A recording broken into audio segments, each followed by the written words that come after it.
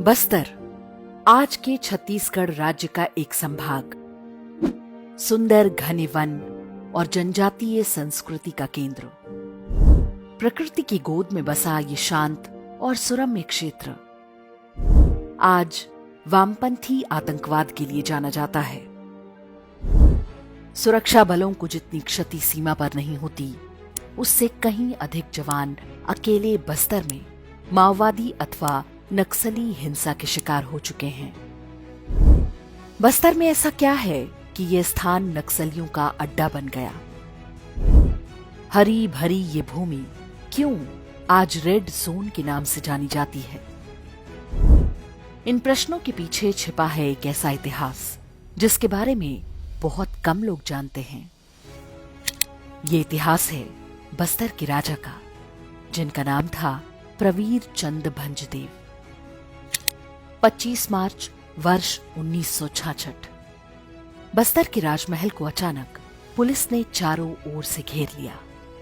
महल के अंदर राजा प्रवीर चंद भंजदेव और उनके कुछ सेवक थे।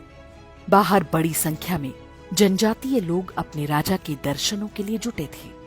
तभी अचानक बिना कोई चेतावनी दिए पुलिस ने गोलियां चलानी शुरू कर दी। पुलिस के निशाने पर थे राजा प्रवीर चंद। कुछ ही पलों में राजा का शरीर गोलियों से पूरी तरह छलनी कर दिया गया। कई अन्य लोग भी इस पुलिस कार्रवाई में मारे गए। बस्तर के राजमहल में हर ओर खून ही खून बिखर गया। राजा प्रवीर चंद भंजदेव को उनके ही महल में क्यों मारी गई गोली? क्या राजा प्रवीर चंद ने कोई अपराध किया था? किसके आदेश पर हुआ एक राजा का एनकाउंटर? इन सारे प्रश्नों को इतनी सफाई से दबा दिया गया कि आज इनके चिन्ह भी शेष नहीं है। एक ऐसी भूली हुई कहानी जिससे पता चलता है कि स्वतंत्रता की आड़ में भारतीयों के साथ अपनी ही धरती पर कितना बड़ा विश्वासघात किया गया। बस्तर का ये क्षेत्र स्वतंत्रता के बाद मध्य प्रदेश का हिस्सा था। बाद में ये छत्तीसगढ़ राज्य में चला गया। रामायण के समय से ही बस्तर को दंडकारण्य के नाम से जाना जाता है। यहां दंतेवाड़ा में माता दंतेश्वरी का मंदिर है, जो 51 शक्तिपीठों में से है। माता दंतेश्वरी बस्तर पर शासन करने वाले काकतीय राजवंश की कुलदेवी भी हैं। बस्तर के जनजातीय समुदाय की वीरता इसी बात से समझी जा सकती है कि उन्होंने कभी भी मुगलों को यहाँ की धरती पर पैर नहीं रखने दिया। बाद में ये क्षेत्र मराठा साम्राज्य का हिस्सा बन गया, किंतु काकतीय वंश का शासन जारी रहा। मराठों के बाद अंग्रेज आए तो उनकी गिद्ध दृष्टि बस्तर के खजाने पर टिक गई। ये खजाना था यहाँ की धरती में दबा लौह अयस्क, कोयला, खनिज और वन से मिलने वाली लकड़ी। बस्तर के बैलाडीला में अंग्रेजों ने बड़े पैमाने पर खनन का कार्य आरंभ कर दिया। इन खदानों में स्थानीय आदिवासियों से मजदूरी कराई जाती थी। स्थानीय लोगों पर अंग्रेजों के अत्याचार बढ़ते जा रहे थे। उनकी भूमि छीनी जा रही थी। ऊपर से ईसाई मिशनरियां लोगों को डरा धमकाकर और लालच देकर धर्मांतरण करा रही थीं। बस्तर के राजा के पास इतनी शक्ति नहीं थी कि वे अंग्रेजों का विरोध कर सकें। वर्ष 1910 में बस्तर के आदिवासियों ने अंग्रेजों के खिलाफ विद्रोह कर दिया। इसे भूमकाल आंदोलन भी कहा जाता है। कांकेर से शुरू हुए इस विद्रोह का नेतृत्व किया आदिवासियों के नेता गुंडाधुर ने। बस्तर के राजा ने भी इस विद्रोह में पूरी सहायता की। तीर धनुष और भाले फरसे से लैस जनजातीय वीरों ने कई अंग्रेज अफसरों और उनके सहयोगी पादरियों को मौत के घाट उतार दिया। लेकिन मिशनरियों की मक्कारी और अंग्रेजों की बंदूकों के आगे आदिवासी योद्धा अधिक समय टिक नहीं सके। अंग्रेजों ने पूरी निर्ममता के साथ विद्रोह का दमन किया। सैकड़ों लोगों को गोली मार दी गई और गांव के गांव पुरुषों को पेड़ों पर लटकाकर फांसी दे दी गई। ये वो समय था जब राजा रुद्र प्रताप देव बस्तर के राजा थे। उनकी एक बेटी थी जिसका नाम प्रफुल्ल कुमारी देवी था। उनका विवाह पड़ोसी मयूरभंज स्टेट के राजकुमार प्रफुल्ल कुमार के साथ हुआ। उनकी कुल 4 संतानें थीं। सभी के नाम में पिता का उपनाम भंज जुड़ गया। उन्हीं के दूसरे बेटे थे प्रवीरचंद भंजदेव, जिनका जन्म 25 जून 1929 को हुआ था। वर्ष 1933 में अंग्रेजों ने प्रफुल्ल कुमारी देवी को बस्तर की शासिका के रूप में मान्यता दे दी। वे उन्हें अपनी कठपुतली बनाकर रखना चाहते थे। जब वे सफल नहीं हुए तो बीमारी के उपचार के बहाने रानी प्रफुल्ल कुमारी को लंदन भिजवा दिया। कहा जाता है कि वहां पर रानी की हत्या करवा दी गई। 26 फरवरी वर्ष 1936 को अंग्रेजों ने मात्र 6 वर्ष की आयु के अबोध बालक प्रवीरचंद भंजदेव को राजा बनवा दिया। ये चित्र उसी समय का है। अंग्रेजों ने ये सोचकर प्रवीरचंद को राजा बनवाया था कि वे उन्हें अपने हिसाब से ढाल सकेंगे।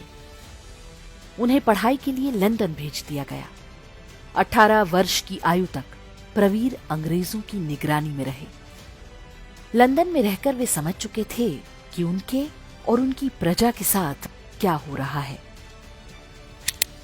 वर्ष 1947 में देश स्वतंत्र हुआ और इसी समय राजा प्रवीरचंद भी भारत लौट आए। प्रवीरचंद भंजदेव के साथ कई दैवीय चमत्कार जुड़े हुए हैं। लंदन में पले बढ़े होने के बाद भी वे माता दंतेश्वरी के अनन्य भक्त थे। कहते हैं कि बचपन से ही माता दंतेश्वरी उन्हें दर्शन देती थी। प्रवीरचंद भंजदेव अजानुबाहु थे, अर्थात खड़े होने पर उनकी हथेलियां घुटनों तक पहुंचती थीं। ऐसा बहुत विलक्षण लोगों के साथ होता है। कहते हैं कि बस्तर के आदिवासियों ने जब अपने राजा का ये गुण देखा तो उन्हें प्रभु श्री राम की छवि दिखाई दी। भगवान राम भी अजानुबाहु थे।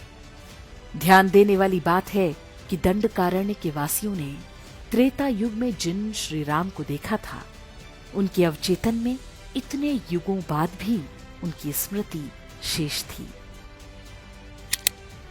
प्रवीरचंद भंजदेव उन कुछ राजाओं में से थे जिन्होंने स्वतंत्रता के समय बिना कोई मोलभाव किए अपने राज्य का विलय भारत में किया था। हैदराबाद के निजाम ने उन्हें अपने साथ मिलाने का पूरा प्रयास किया, लेकिन वो सफल नहीं हो पाया।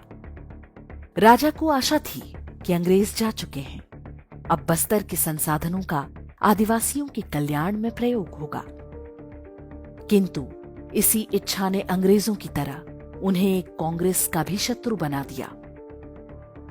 स्वतंत्रता के बाद बस्तर के प्राकृतिक संसाधनों का दोहन और भी निर्ममता के साथ होने लगा। राजा प्रवीर ने तत्कालीन राष्ट्रपति, प्रधानमंत्री से लेकर मध्य प्रदेश के मुख्यमंत्री तक को कई पत्र लिखे, लेकिन कोई सुनवाई नहीं हुई। वर्ष 1992 में हुए मध्य प्रदेश विधानसभा चुनाव में प्रवीरचंद भंजदेव ने कांग्रेस के विरोध में प्रचार किया। बस्तर की सारी सीटों पर कांग्रेस चुनाव हार गई। बदला लेने के लिए कांग्रेस सरकार ने राजा को मिलने वाला प्रिवी पर्स बंद कर दिया और उनकी सारी संपत्ति भी जब्त कर ली गई।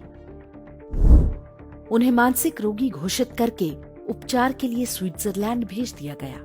वहां डॉक्टरों ने उन्हें पूरी तरह स्वस्थ पाया। कांग्रेस समझ चुकी थी कि राजा प्रवीरचंद को रास्ते से हटाए बिना वो बस्तर में अपनी मनमानी नहीं कर पाएगी। प्रवीरचंद भंजदेव के रहते ईसाई मिशनरियां आदिवासियों का धर्मांतरण कराने में सफल नहीं हो पा रही थीं। वे घूम घूम कर आदिवासियों के बीच जागृति पैदा करने में जुटे रहे। वर्ष 1961 में राजा प्रवीरचंद को बंदी बनाकर बस्तर से दूर नरसिंहपुर की जेल में बंद कर दिया गया। इससे आदिवासियों का आक्रोश फूट पड़ा। लोहंडीगुडा नामक स्थान पर आदिवासियों ने एक पुलिस थाने पर तीर कमान से हमला कर दिया। पुलिस ने उन पर गोली चला दी। इस घटना में 12 लोगों की मौत हो गई। आज वहां पर इसका एक स्मारक बना हुआ है। वर्ष 1962 में हुए विधानसभा चुनाव में बस्तर की सभी 9 सीटों पर राजा प्रवीर चंद के समर्थित उम्मीदवारों की भारी विजय हुई। कांग्रेस के दमन के विरुद्ध जनजातीय समाज का ये लोकतांत्रिक उत्तर था। किंतु कांग्रेस अब तक राजा प्रवीर चंद के खून की प्यासी हो चुकी थी। जनजातीय योद्धा हर समय तीर कमान से लैस होकर अपने राजा की सुरक्षा में तैनात रहते थे। प्रवीर चंद भंजदेव ने कभी हिंसा का रास्ता नहीं अपनाया। बस्तर में जंगल काटने, अवैध खनन और आदिवासियों के विस्थापन के विषयों पर उन्होंने दिल्ली से लेकर भोपाल तक कई बार धरने प्रदर्शन किए, किंतु उन पर राज्य विरोधी गतिविधियों और जनजातीय समाज को उकसाने का आरोप लगाया गया। कांग्रेस और उसके पूरे मिशनरी तंत्र को अब बस एक अवसर की प्रतीक्षा थी। 24 मार्च वर्ष 1966 के दिन उन्हें ये अवसर मिल भी गया। चैत्र और वैशाख के महीनों में आदिवासी आखेट के लिए गहन वनों में जाते हैं। परंपरा के अनुसार इससे पहले वे राजा से अनुमति लेते थे। तीर कमान से लैस आदिवासी महल की ओर बढ़ रहे थे। रास्ते में एक विचाराधीन कैदी को ले जा रहे पुलिस वालों से उनकी झड़प हो गई। अगले ही दिन राजा के महल को घेर लिया गया। पुलिस के बिना किसी उकसावे या चेतावनी दिए गोलियां चलाईं, जिनमें राजा प्रवीर चंद भंजदेव की मृत्यु हो गई। उनकी आयु मात्र 37 वर्ष थी। राजा के शरीर में कुल 13 गोलियां लगी थीं। कहते हैं राजमहल में 2 दिन तक गोलियां चलती रही थीं। पुलिस ने हर ऐसे व्यक्ति को मार डाला जो भविष्य में गवाह बन सकता था। फिर भी कुछ लोग बच निकले। बाद में एक जांच आयोग बनाया गया, जिसकी रिपोर्ट के अनुसार राजा समेत केवल 12 लोगों की इस गोली कांड में मृत्यु हुई। ये विषय संसद में भी उठा। तब इंदिरा गांधी सरकार की ओर से कहा गया कि पुलिस ने आत्मरक्षा में गोलियां चलाई थीं। बस्तर के राजमहल में हुए नृशंस हत्याकांड ने जनजातीय समाज के मन में भारत सरकार के प्रति घृणा के बीज बो दिए। उन्हें लगा कि अंग्रेजों की तरह भारत की सरकार भी उनकी शत्रु है। बस्तर के लोग मानते हैं कि उनके राजा प्रवीर चंद भंजदेव की हत्या इंदिरा गांधी के आदेश पर की गई थी। इस घटना के बाद बस्तर में प्राकृतिक संसाधनों की लूट और भी तेज हो गई। बस्तर गोलीकांड के ठीक 1 वर्ष बाद 1967 में बंगाल में नक्सलबाड़ी आंदोलन हुआ। आज ये किसी से छिपा नहीं है कि इस विद्रोह को अमेरिकी खुफिया एजेंसी CIA ने फंड किया था। नक्सलियों ने बस्तर के जनजातियों के मन में बैठे असंतोष का लाभ उठाना आरंभ किया। चर्च के नेटवर्क ने उन्हें यहां पैर जमाने में सहायता की। नक्सली यहां के घने जंगलों और गांवों में आराम से छिप सकते थे। उन्हें स्थानीय लोगों का भी समर्थन मिला। नक्सलियों ने धीरे धीरे पूरे बस्तर को अपने चंगुल में ले लिया। ईसाई मिशनरियों को एक सहयोगी की आवश्यकता थी और ये काम नक्सलियों ने संभाल लिया। इसके बाद मिशनरियों का धर्मांतरण कार्यक्रम और तेज हो गया। मिशनरियों और माओवादियों का ये गठजोड़ अत्यंत सफल रहा। बस्तर में नक्सली स्कूल, सड़क, पोस्ट ऑफिस और मंदिर सब पर हमला करते हैं, लेकिन उन्होंने कभी किसी चर्च या पादरी को निशाना नहीं बनाया। वर्ष 2017 में दंतेवाड़ा के बैलाडीला में बनी ढोलकल गणेश की प्रतिमा को ऊंची पहाड़ी से धक्का देकर गिरा दिया गया था। जनजातीय समुदाय हजारों वर्ष से ढोलकल गणेश की पूजा करता रहा है। उस घटना में नक्सलियों और चर्च की भूमिका होने का आरोप लगा था। माओवाद और मिशनरी के गठजोड़ के कारण बस्तर का जनजातीय समुदाय एक प्रकार के कुचक्र में फंस चुका है। आज यहाँ गांव-गांव में चर्च बन चुके हैं। जनजातीय समुदाय की जिस एकता के आगे मुगल, अंग्रेज और बाद में कांग्रेस टिक नहीं पाई, उसे ईसाई धर्मांतरण ने टुकड़े टुकड़े कर दिया। चर्च यहाँ की हजारों वर्ष पुरानी संस्कृति को जड़ से समाप्त करने में जुटा है, ठीक उसी तरह जैसे उसने अमेरिका, कनाडा, मैक्सिको और ऑस्ट्रेलिया जैसे देशों में जनजातीय समुदाय को नष्ट किया। आदिवासियों के देवी देवताओं और उनकी संस्कृति और परंपरा के अपमान की घटनाएं आए दिन होती हैं, जिसका परिणाम सामाजिक टकराव के रूप में सामने आ रहा है।